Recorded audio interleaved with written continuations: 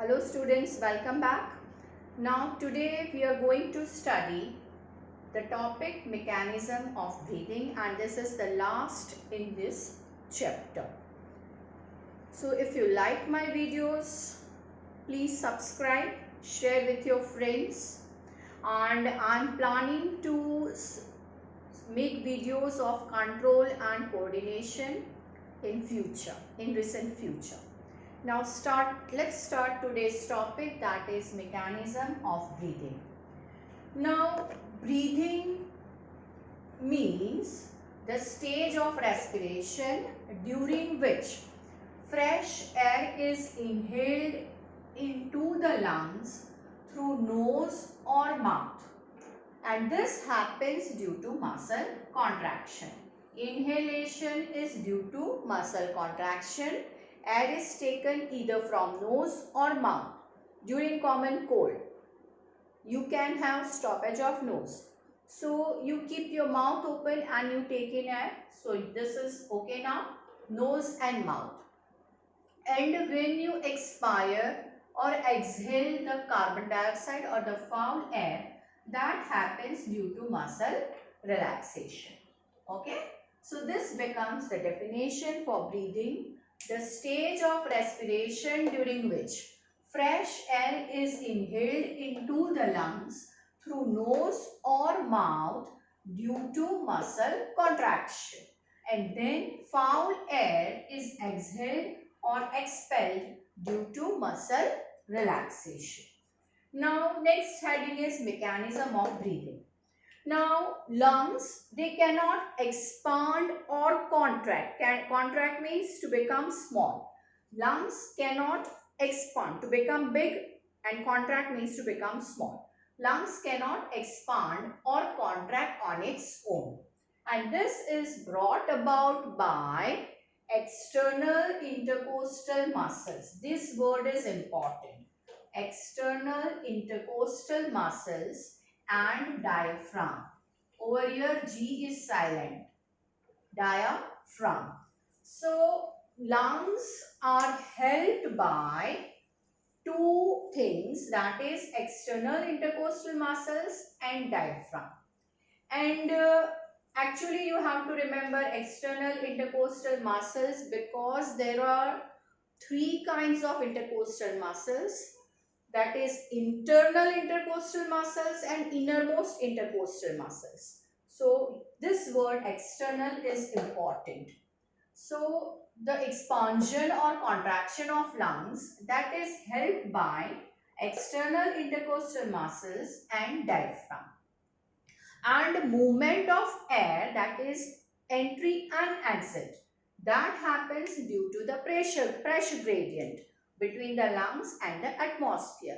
This we have taken in detail in the last lecture, that was exchange of gases. So this concept is clear with you. Because of the pressure gradient between the atmosphere and the lungs, that is formed.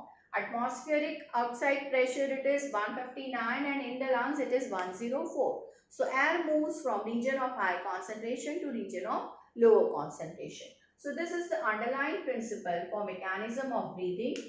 The two muscles play role in causing breathing.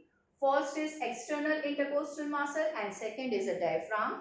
The second principle is the pressure gradient between the atmosphere and the lungs. Now this breathing is studied in two stages.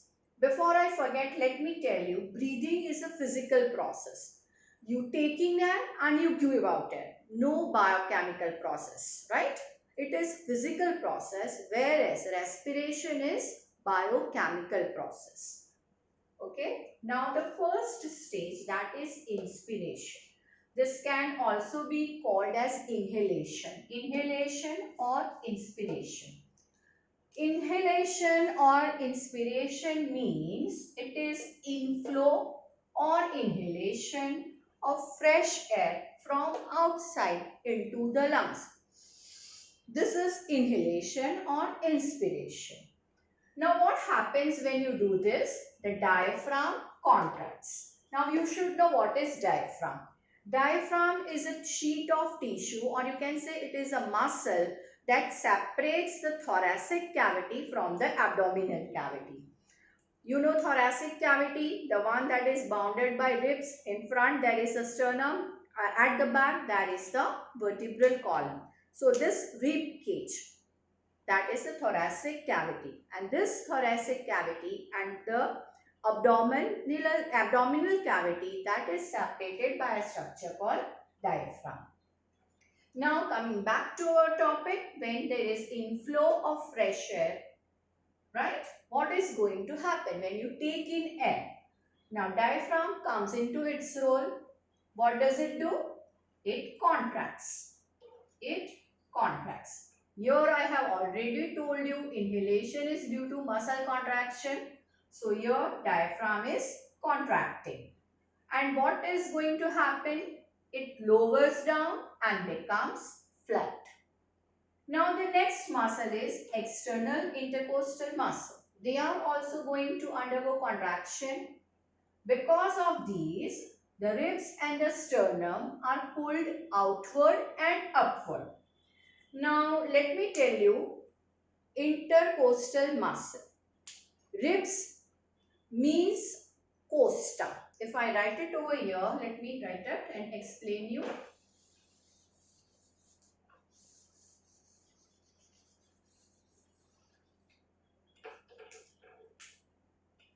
Ribs, they are called costa. Okay.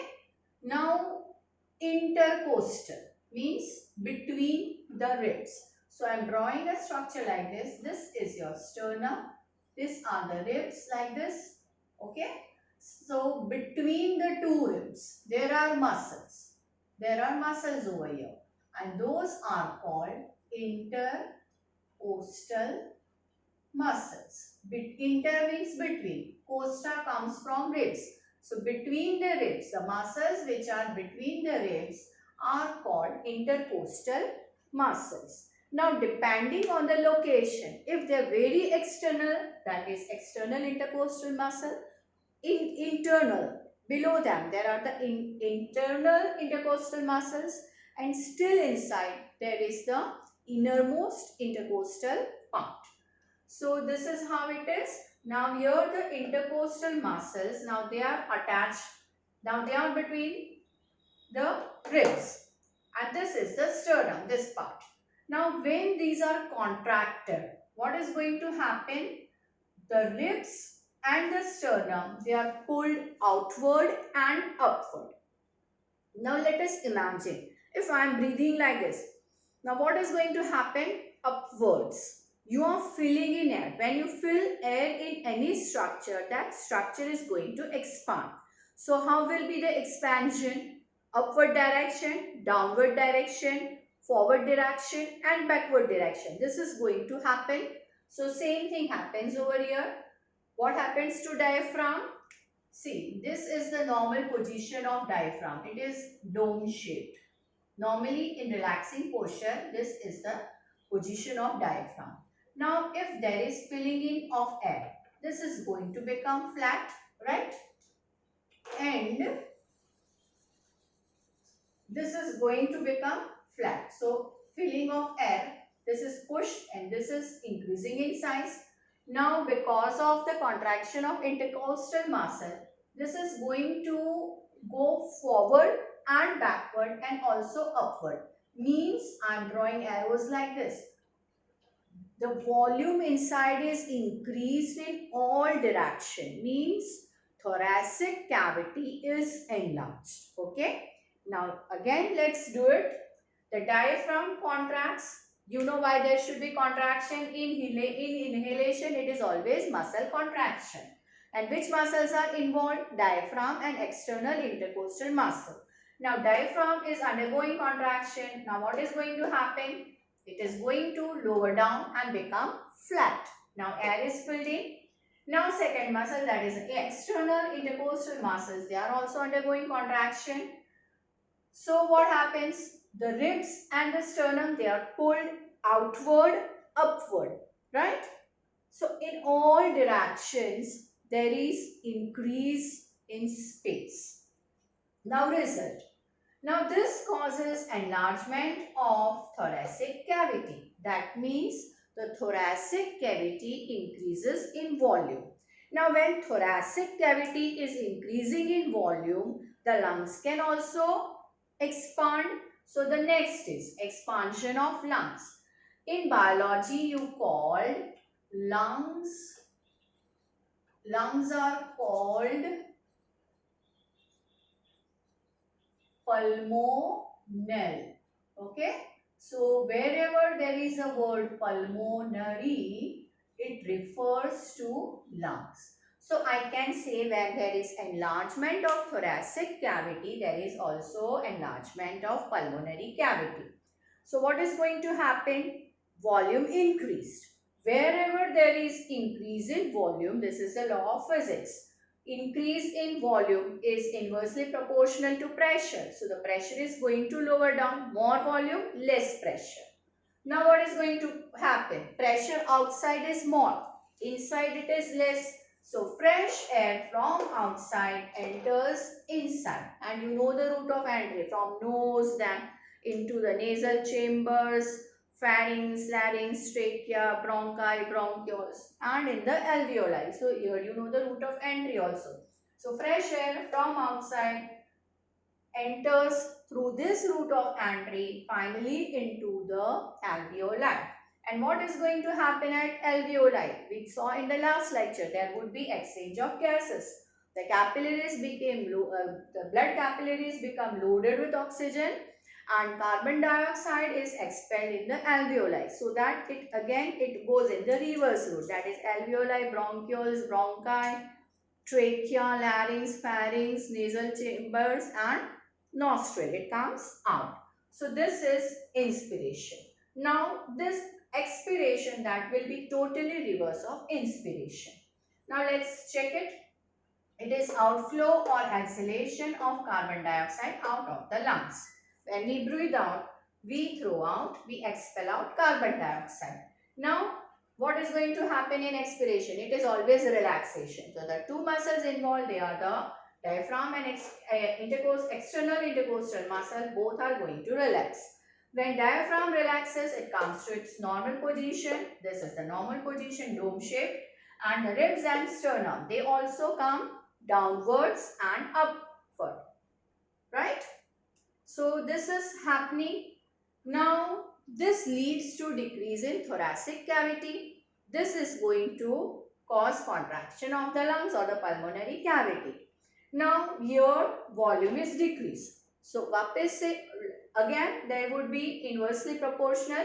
So when volume is decreased, pressure is increased. Now pressure inside is more than the outside. So foul air, that is carbon dioxide, moves out from the lungs to the outside. So this is expiration. So when you combine inspiration and expiration, that is mechanism of breathing. Now let's take up some extra points which you should be knowing. Rate of breathing. Now in adults, it is 12 to 14 times per minute. If you check it in an adult breathes for 12 to 14 times in 1 minute. In adolescents, it is 14 to 16 times in minute, and in children, it is 18 to 22 times per minute. Now, this is spirometer. New name for you, spirometer. Now, spirometer is an instrument which is used to estimate the volume of air involved in breathing movements, and this helps in clinical assessment of pulmonary functions. How well your lungs are functioning. Are they efficiently functioning? So, the instrument that is used is called spirometer, right? Now coming to another definition, that is residual volume. Now the amount of air remaining in the lungs at the end of maximum expiration. Now I am breathing out and still there would be some amount of air remaining in the lungs, that is called residual volume. Residual means whatever is left, that is residue, and from there the word comes residual. The amount of air remaining in the lungs at the end of maximum expiration. Now, next word is, a new word for you is hiccup. You call it hitchkey. So it's not that when somebody remembers you start getting those hiccups. No, not in science. Hiccups are sharp, jerky, incomplete inspiration.